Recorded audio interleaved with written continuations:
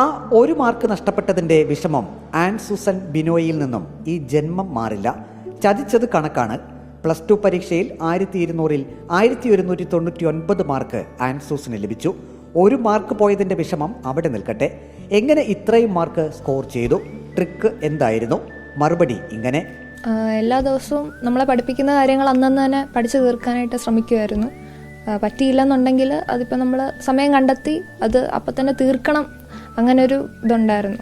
അപ്പം അതുകൊണ്ട് അവസാനമൊക്കെ ആയപ്പോഴേക്കും നമ്മൾ എല്ലാ കാര്യങ്ങളൊക്കെ നമ്മൾ നേരത്തെ പഠിച്ചു വെച്ചതുകൊണ്ട് അവസാനം നമുക്ക് റിവൈസ് ചെയ്താൽ മതിയായിരുന്നു. അതുകൊണ്ട് അത് അവസാനം എക്സാമിൻ്റെ ടൈം ആയപ്പം നമുക്ക് കുറച്ച് യൂസ്ഫുൾ ആയിരുന്നു. അങ്ങനെ ഒരു പത്തനംതിട്ട കാതോലിക്കറ്റ് ഹയർ സെക്കൻഡറി സ്കൂളിലെ വിദ്യാർത്ഥിനിയാണ് an Susan. Tuition an Susan ഇഷ്ടമല്ല.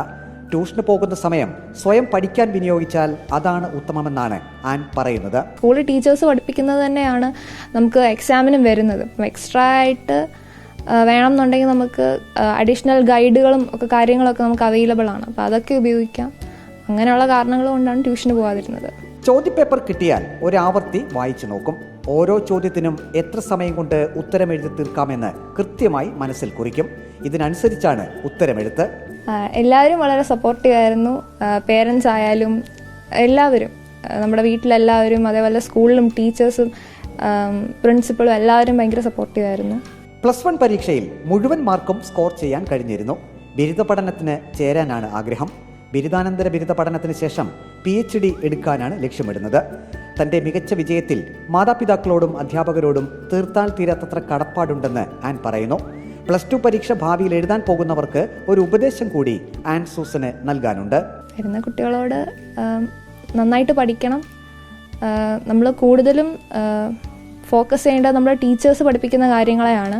അതിനെ ബേസ് ചെയ്താണ് ചോദ്യങ്ങൾ നമ്മുടെ അവസാനത്തെ എക്സാമിൽ ഉണ്ടാവുന്നത്.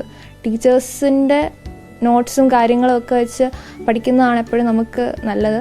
പിന്നെ നമ്മൾ പ്രീവിയസ് ഇയർ ക്വസ്റ്റ്യൻസ് ഒക്കെ പറ്റുന്നത്രയും ചെയ്യുക. പത്തനംതിട്ട കാതോലിക്കറ്റ് കോളേജിലെ അധ്യാപകരായ ബിനോയ് ടി തോമസിൻ്റെയും സൂസൻ സാമുവലിൻ്റെയും മകളാണ് ആൻ.